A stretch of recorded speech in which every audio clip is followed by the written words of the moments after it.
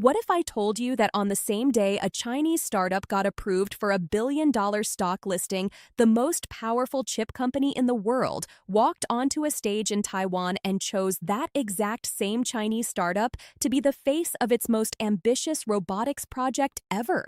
And that this wasn't a coincidence, that it was, in fact, one of the most calculated strategic moves in the history of the technology industry. That's what happened on June 1st, 2026. And if you think you already know what NVIDIA is doing in robotics, I promise you, you don't have the full picture. Because what Jensen Huang is building right now isn't just a product, it's a response to something China has been quietly assembling for years. And today, on PulseAI, we're going to break down exactly what that response looks like, why it matters, and what it means for the future of manufacturing, automation, and the global balance of technological power. I'm Nova. Let's get into it. Let's set the scene first, because context is everything here. For the past few years, China has been on an absolute tear in humanoid robotics. And I don't mean interesting research papers kind of progress.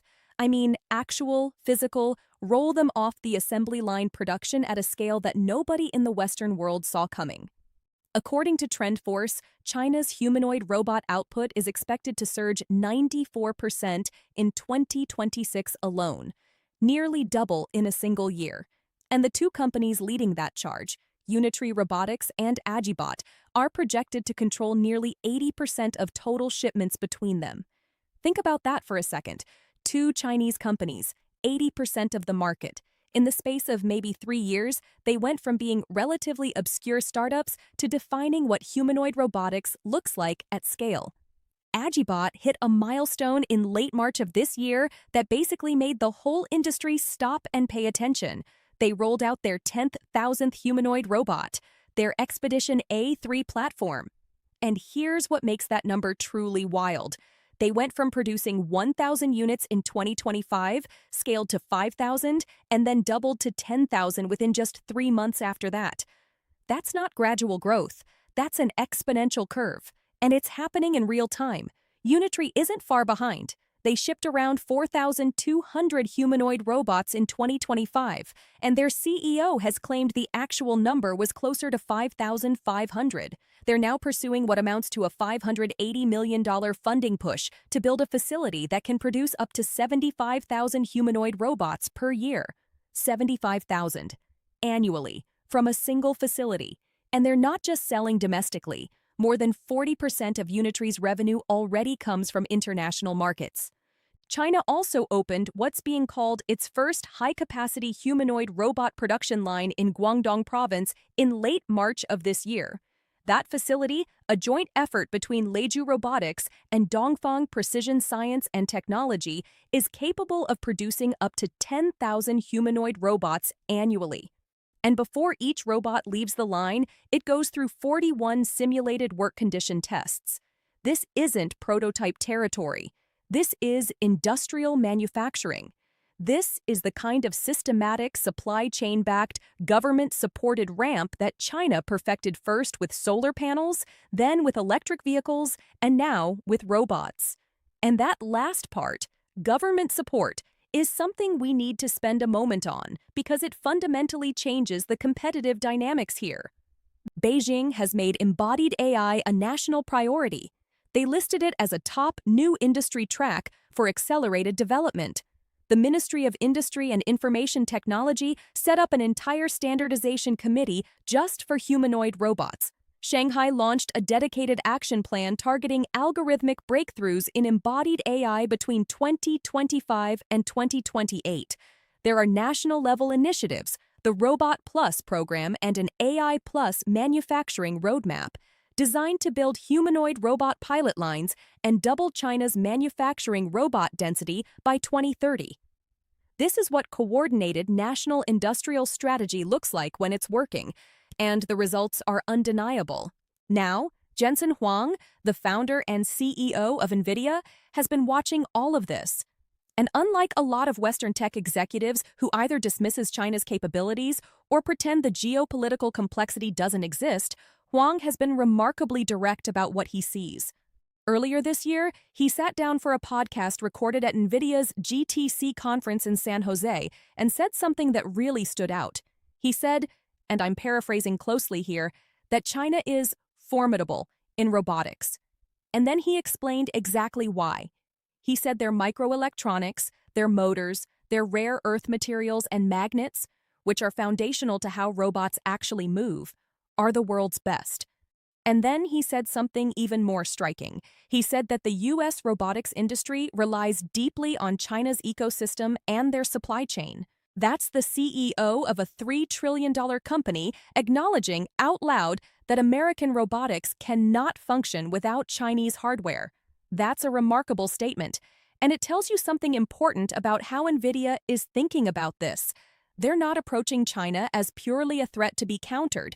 They're approaching it as a complex interdependency that needs to be navigated with precision. So how does NVIDIA respond to a situation where China is rapidly scaling robot hardware, has the world's best supply chain for robotic components, and has the full weight of government policy behind it? What does a strategic response even look like in that environment? It looks like what happened on June 1st in Taipei. NVIDIA announced the AISiC reference humanoid robot at their GTC Taipei conference at Computex 2026. And Jensen Huang described it first by its weight and height, 6 feet tall, 150 pounds. The hardware body chosen for this robot? The Unitree H2+, a robot made by a Hangzhou-based Chinese startup, fitted with Jetson Thor compute hardware, NVIDIA's own chip with a Blackwell GPU built in, and run on NVIDIA's AISiC AI models and simulation software. And this is where NVIDIA's strategic logic starts to reveal itself, because the choice of Unitree is not accidental, it is not naive, it is deliberate, and it is genius. Here's why. NVIDIA is not a robotics company in the traditional sense. They don't manufacture chassis. They don't make actuators or joint modules or dexterous hands. What NVIDIA makes is the brain, the intelligence layer, the software stack, the simulation environment, the training platform. And if you are going to be the dominant intelligence layer in robotics, you need to ensure that your software and your chips are running inside as many robots as possible, regardless of who built the body. By partnering with Unitree, the most recognized Chinese humanoid robotics brand in the world, a company already shipping to over 30 countries, NVIDIA is essentially embedding its technology into the hardware that is already winning the production race. It's a brilliant form of judo. Instead of trying to compete with China's hardware manufacturing capabilities, which are genuinely world-class, NVIDIA wraps its AI platform around those capabilities and makes itself indispensable to the entire ecosystem. Think about it like this.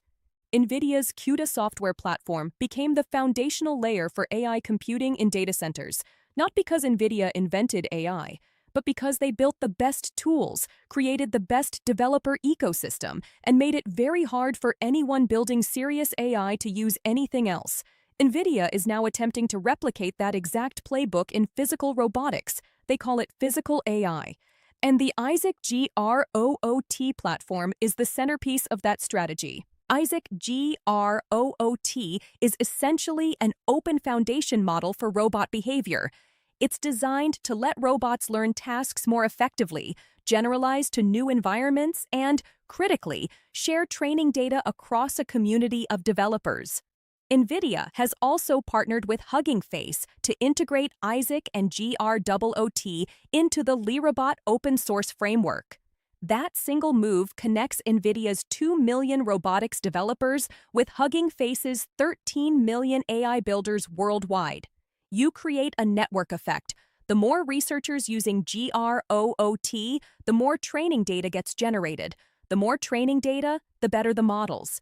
The better the models, the more researchers choose GROOT as their starting point, and that loop reinforces itself over and over, making NVIDIA's platform increasingly difficult to displace. And the Inception program, NVIDIA's global startup incubator, which now has over 40,000 members, provides robotics pioneers with direct access to NVIDIA's physical AI stack, technical guidance, and computing resources. Startups building on NVIDIA's tools get connected into NVIDIA's partner network. That's not charity. That's ecosystem building. And every startup that builds on NVIDIA's platform becomes another data point feeding back into NVIDIA's flywheel. But let me make something clear here, because I think it's important not to oversimplify what NVIDIA is doing. This is not a purely cooperative relationship with China. The geopolitics here are genuinely complicated, and NVIDIA has been navigating them carefully. Export restrictions on high-end chips to China have been a persistent challenge. China, in response, has been accelerating its efforts to develop domestic chip alternatives, invest in in-house ASIC development, and reduce its dependence on NVIDIA's most powerful GPUs. That dynamic, where U.S. restrictions push China towards self-sufficiency, is one of the central tensions in the entire AI and robotics competition. So NVIDIA is threading a needle. On one hand, they want to remain commercially relevant in the Chinese market, which is enormous and growing. On the other hand, they are operating under a set of regulatory constraints that limit what they can sell and to whom. The Unitree partnership is interesting in this context because it signals something to the Chinese ecosystem. NVIDIA sees Chinese hardware as legitimate, capable, and worth partnering with, while still keeping NVIDIA's core intelligence stack as the proprietary value layer. Jensen Huang is essentially saying, we respect what you've built, we'll work with your hardware, but the brain? That's ours. And speaking of the brain, let's talk about what NVIDIA actually unveiled at GTC Taipei, because the technical ambition here is staggering. The AIRobotics reference humanoid robot, which combines Unitree's H2+ body with NVIDIA's Jetson Thor hardware, the AIRobot software stack, and dexterous hands made by Singapore-based startup Sharpa, is designed primarily for university researchers and higher education institutions. Huang said so explicitly. He said, "We built this for higher education and university researchers because for them to build this is insanely hard to do." So NVIDIA is seeding the academic research community with a standardized open platform. Stanford, ETH Zurich, and research institutions around the world are now among the first customers. Why does that matter? Because the researchers who train their robots on NVIDIA's simulation tools, who build their models using AIRobotics, who publish papers using NVIDIA's frameworks, those researchers are the people who go on to build the next generation of robotics companies. They're the engineers who get hired by Boston Dynamics, Figure Agility, and yes, by Chinese companies too. NVIDIA is investing in the future of the field by owning the educational layer today. That's a long game, and NVIDIA is very clearly playing it. Then there's the GROOTN2 model, NVIDIA's latest generalist robot policy, which was ranked #1 on Molmo Spaces and RoboArena at the time of the GTC announcement. The model is built on what NVIDIA calls a world action model architecture, and it reportedly helps robots succeed at new tasks in new environments more than twice as often as leading vision language action models. If that benchmark performance holds up in real-world testing, that is a significant technical lead, not insurmountable but meaningful. And on the chip side, because we're talking about NVIDIA and chips are always part of the story, the Jetson Thor platform that powers these robots includes a Blackwell GPU. That's the same architecture that NVIDIA is deploying in its data center products for frontier AI training. Putting that computing power directly inside a robot body is what makes on-device AI inference possible at the kind of speed and complexity that real-world robotic tasks demand. You can't wait for a cloud round trip when you're trying to catch a falling object or navigate a crowded factory floor. NVIDIA also announced at GTC Taipei that the Vera Rubin architecture, their next-generation chip platform, has entered full production. The first customers for Vera chips include OpenAI, Anthropic, and SpaceX. And Huang revealed that leading Chinese automakers, BYD, Geely, Zeekr, Xiaomi, and Pony.ai, have either adopted or are actively developing intelligent driving systems based on NVIDIA's Hyperion platform. So even in the automotive sector, NVIDIA is finding a way to remain inside Chinese technology stacks even as the broader relationship between the US and China becomes more fraught. This is the thing about NVIDIA's strategy that I find genuinely fascinating. Most companies, when faced with a geopolitical headwind of this magnitude, either retreat or fight. NVIDIA is doing something different. They're finding the seams, the places where mutual economic interest creates room for collaboration, and they're pressing into those seams with purpose. They're making themselves useful at every layer of the stack, in every geography, with every meaningful player in the robotics ecosystem. At GTC 2026 in San Jose earlier in the year, NVIDIA revealed that they were working with over 110 robot brain developers, industrial automation leaders, and humanoid pioneers.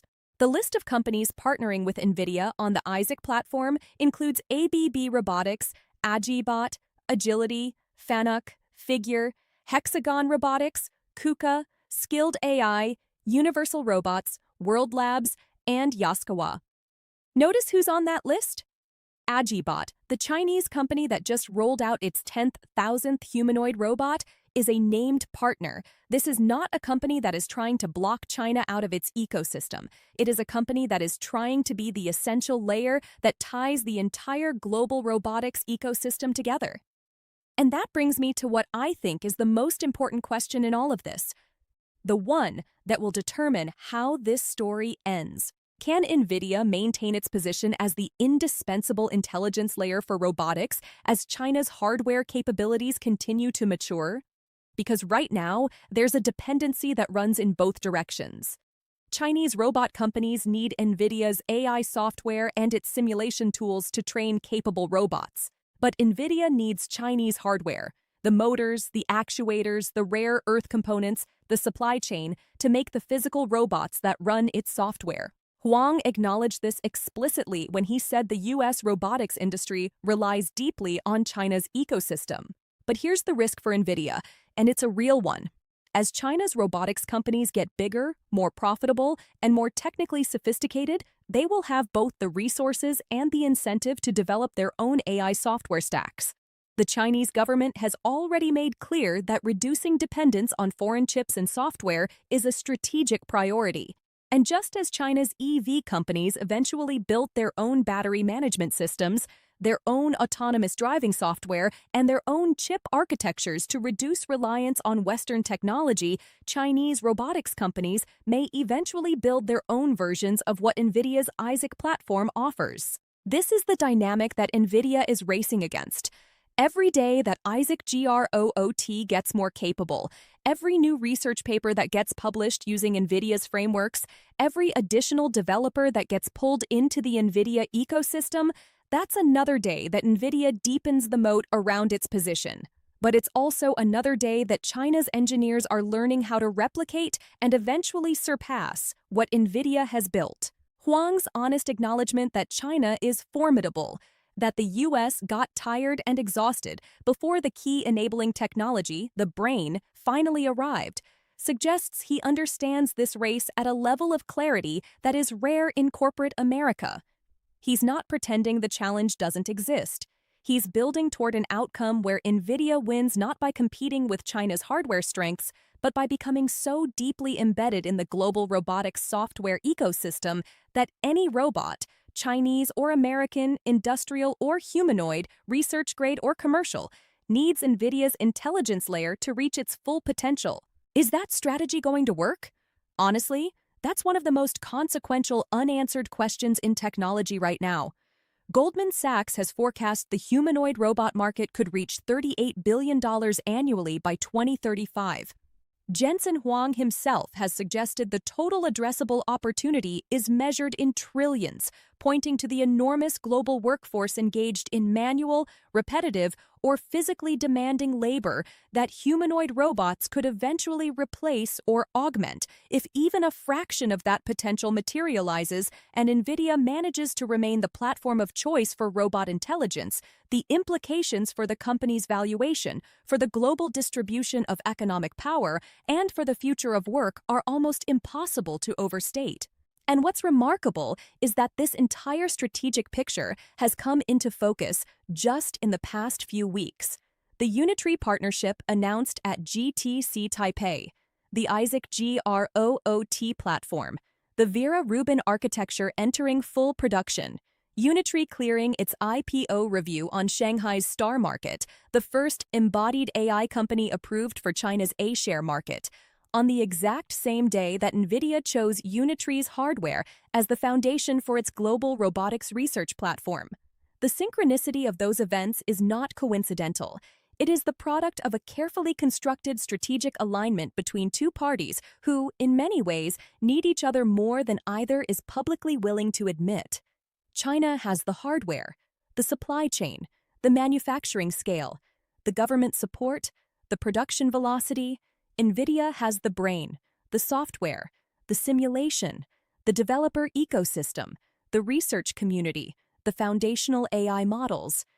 And the question of who ultimately controls the value in this relationship, who is the customer and who is the platform, will define the trajectory of one of the most important industries of the next 50 years. What I can tell you with confidence is this: NVIDIA is not panicking. NVIDIA is not trying to build robot bodies. NVIDIA is not trying to out-manufacture Unitree or outproduce AgiBot or lobby Washington to simply shut China's robotics industry out of global markets. Instead, NVIDIA is doing what NVIDIA has always done best. It is building the platform, cultivating the ecosystem, and positioning itself to be the infrastructure layer that everyone else, no matter where they're from or what they're building, ends up depending on. Whether that's enough, whether the intelligence layer can remain the dominant source of value in an industry where hardware manufacturing is scaling so fast and so impressively, is a story that's going to play out over the next decade. And we are going to be watching every step of it here on PulseAI. If you found this breakdown useful, make sure you hit that subscribe button and the notification bell. This is exactly the kind of story we're built for: the intersection of geopolitics, technology strategy, and the shifts that are quietly remaking the world economy. I've got more coming very soon, and you don't want to miss it. I'm Nova. Thank you for watching PulseAI. I'll see you in the next one. End of script word count: approximately 3,500 words.